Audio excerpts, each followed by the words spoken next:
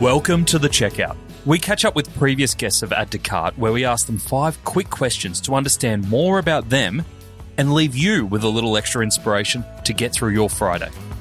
Today's mini episode features Gabby Leibovich, who is best known as the founder of Catch of the Day.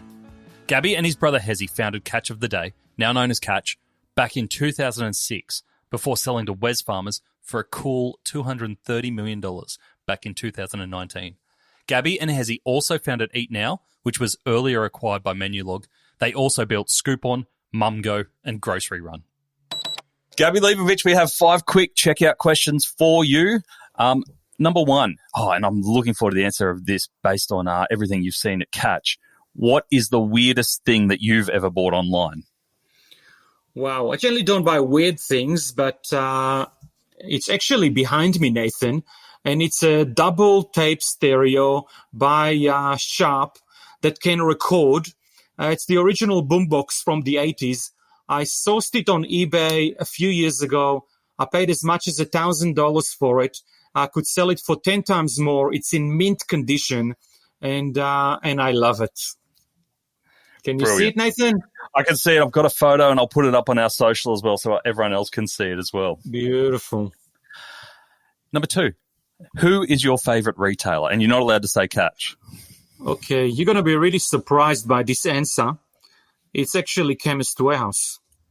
It's an Australian retailer. It's a chemist, but I love what they do. Chemist Warehouse is a proud discounter.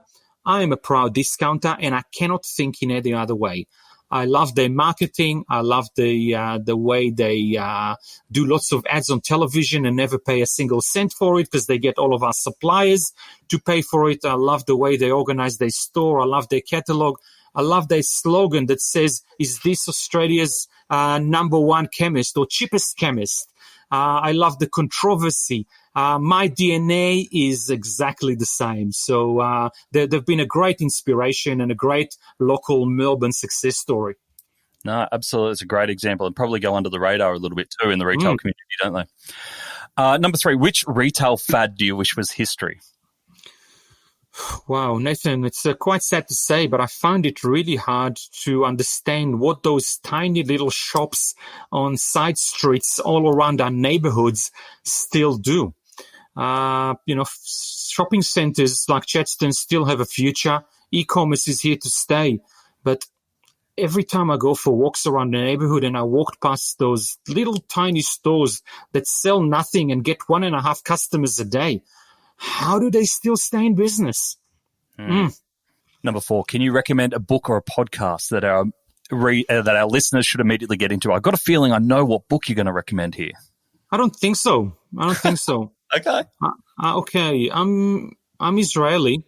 I love to talk about the Israeli startup scene, and I found Israel to be super entrepreneurial and super inspiring. I listen to a lot of hit podcasts in Hebrew. The book that I recommend is called The Startup Nation.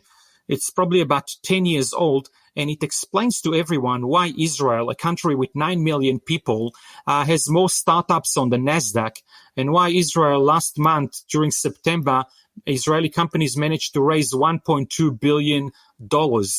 I really recommend that book.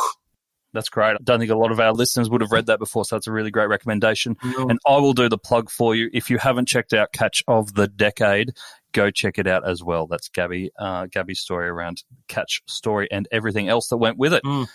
Last one I've got for you. Finish this sentence. The future of retail is? Social e-commerce. Beautiful. Do you want to elaborate a little bit? We all spend so much time on social. I spend a lot of time on LinkedIn. I spend a lot of time on Facebook. My kids are on TikTok and Snapchat and everything else. I'm not even on Instagram, but I believe that there's a whole different world on Instagram. That's where transactions will be taking place. They already are, but it's just going to get bigger and bigger.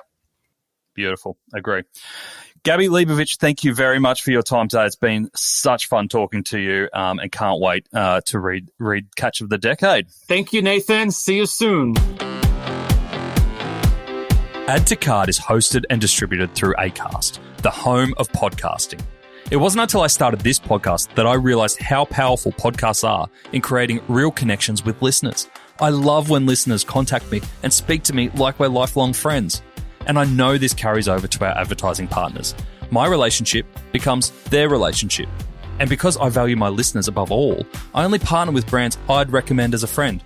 It's kind of like influencer marketing, but without having to see me in a swimsuit. So, if you're looking to explore the power of podcast advertising for your brand, you should check out Acast. Acast hosts over 20,000 podcasts, a mix of amazing local and international content, and can deliver credible mentions to an engaged listener in an uncluttered environment. Check out Acast Advertising on Google today. To hear more from Gabby, jump back into episode 28, where we speak with Gabby about his early days of sourcing unwanted products for a little website no one cared about, running a business with his brother, and how he managed to get a free wedding in front of 50,000 football fans. Something only a true entrepreneur would be able to do. Thanks for listening, and until next time, keep adding to cart.